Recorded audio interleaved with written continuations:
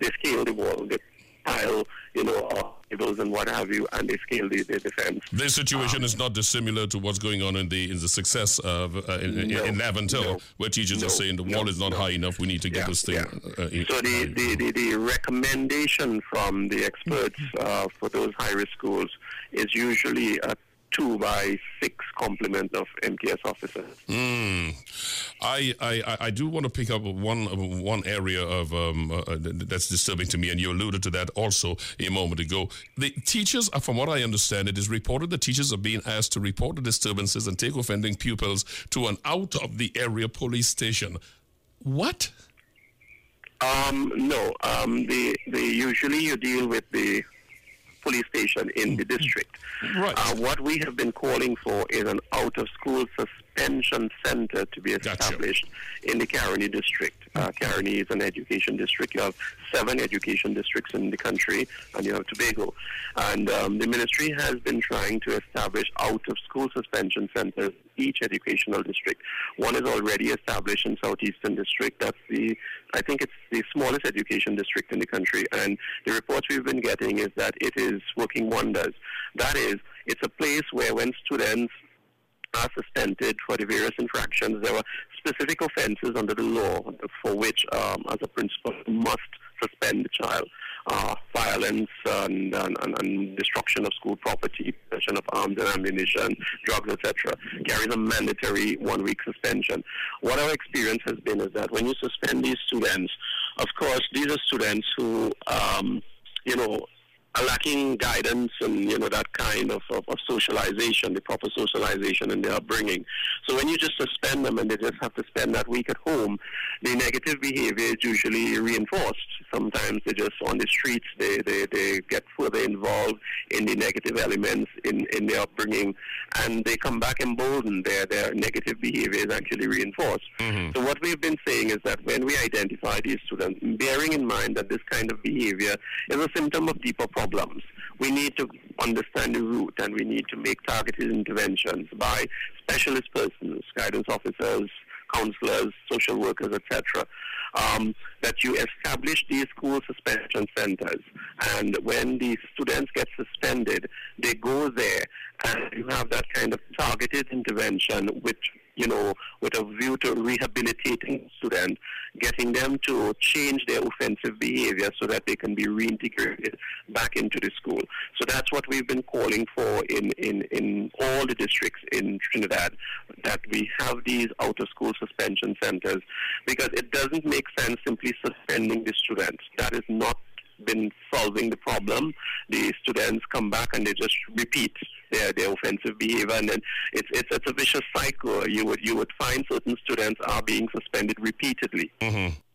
This situation is one that we just escaped the bullet. I mean, no matter how you look at it, you start one shooting anywhere, but you start one in the school. This could have gone a place that it would not, would have no positive results. I do want to take you to a report also coming out of that school, that there are certain parts of the school that teachers are afraid to go to patrol. Is that correct? Well, yes, that is the report that we have gotten, that teachers are usually reluctant to walk in certain parts of that school alone. They usually walk in pairs. There's that kind of rule that you don't walk alone. And when you add, not that I want to introduce a gender component into the argument, and I'm not putting down any gender, but you have a situation in most of our secondary schools where it's sometimes a 3-to-1 situation in terms of male to female. Majority of our teachers are female, some of them very young. They have not had the benefit of training to deal with that kind of violence. Student who would display that kind of negative behavior. So that, yes, it is a serious problem. It's a serious source of concern for us, not just at Chaguanas North Secondary, but there are other schools in the country where you have that kind of situation prevailing. Suspension is one discussion, and having another area, a suspension center and so on is one thing. But I think when we get to the level we're talking about expulsion, are we not? I mean, after a while, if teachers cannot walk their school complex in peace, and I understand what you're saying, the gender, I took all of that. First of all, there are two priorities here. One is that there are some folks that must be thrown out of the school system, I think. And the second thing is we must make it a national priority for us to get security set up to make teachers feel that they can, in fact, carry out their trade unmolested.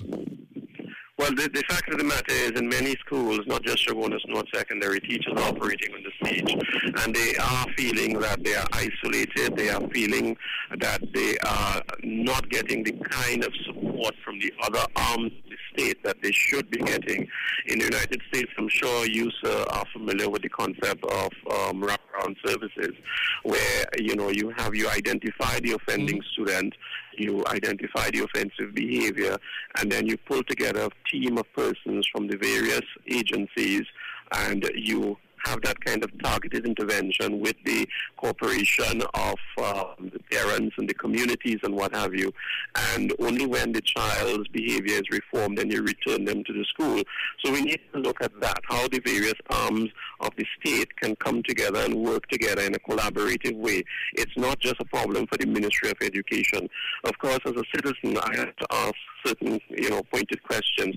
How did we as a country, as a national community, allow certain communities to evolve to the point where law and order is completely absent, where, police are afraid to go to, where students will be emboldened enough to decide to mount attacks like these in schools, where school violence is becoming the norm. We all have to hang our heads in shame that either through admission or omission we allow the situation to get out of control. And what we have to recognize as a country is that we have to take back control, and we have to be prepared to do what it takes. We may have to take some drastic measures, but we certainly, as a national community, and everyone has a role to play in this. You and I, the churches, the media, etc. We have a critical role to play in taking back the country, working hand in hand. Forget the blame, all right? How did we get here and what have you? Let's not blame each other. Understand the root of the problem. Many of them are social problems that we need to address. We need to address the issue of equity in the society, those that are feeling marginalized, those that feel that I can turn to crime and criminality and deviant behavior, and that is more lucrative economically. We need to understand how we got to this situation, and we need to move away from it, and we need to take decisive action. You made reference to what happens in the United States in a case like this, where you have the different agencies coming together for the purpose of counseling. There is also legislation they have that would take a look at where one is recruiting underage children into a school that they call complicit in anything, i.e. in this case conspiracy, and the net is widened so those from outside who are doing the recruiting know that there is something they have to pay for doing this equally. Yes, certainly, and those are some of the ideas that we have to explore. And as the consultation is unfolding, tomorrow is the third installment in Tobago. We need to get people coming forward with these ideas, and people who are prepared to think out of the box, people who are prepared to put forward ideas that are somewhat unorthodox, because we're definitely not dealing with normal situations anymore. The concept of schooling that existed in the 1950s and 60s is certainly not, what we are faced with now. All right, the model that we are currently using was a model that was conceptualized way back then. The realities were different to what we have now, but we are still trying to educate children from the same perspective in the same manner that we would have done back then, bearing in mind that the situation would have changed drastically, socially, economically, culturally. The whole country would have changed in so many ways, and we need to rethink or approach the whole concept of the nature and purpose of education. Why are we educating people? How is it, what it is we really want to get out of schooling. The fact of the matter is we have a lot of angry young men. We have a lot of marginalized young men and girls, and we need to understand why, and we need to fix that.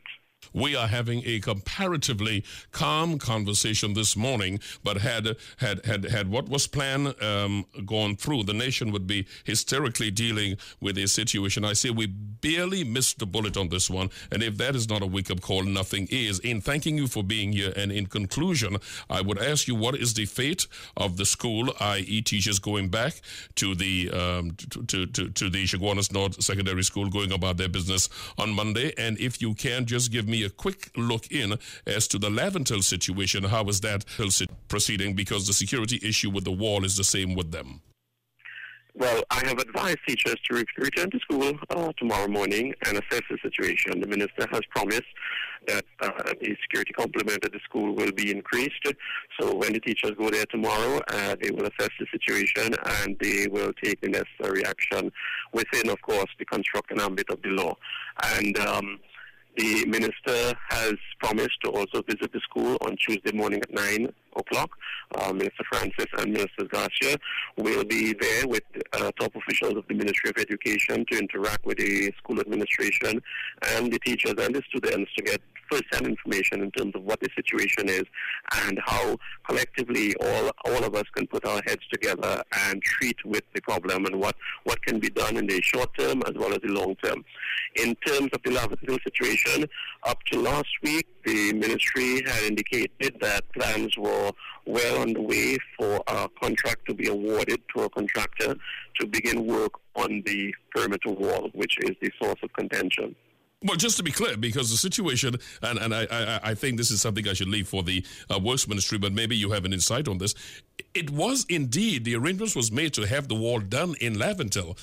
What I heard is that the contractor was hijacked to say you hire this group of people, that group of people, or you don't do the wall. So finding a contractor is not the issue.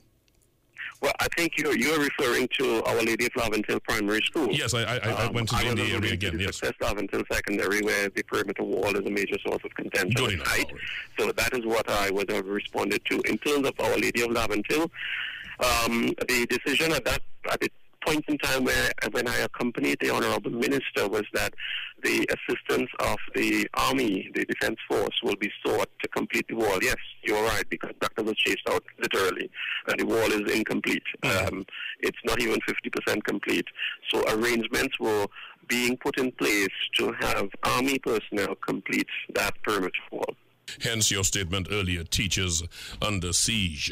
The situation as it relates to the Chaguanas police station, I'm going to have the fortune next week of having the Deputy Commissioner Hackett is going to be with me, and I am going to raise some of those questions with him. But for right now, I thank you so much, the President of the Trinidad and Tobago Unified Teachers Association, Mr. Devanand Sinanan. Thank you so much for your insight and your time this morning.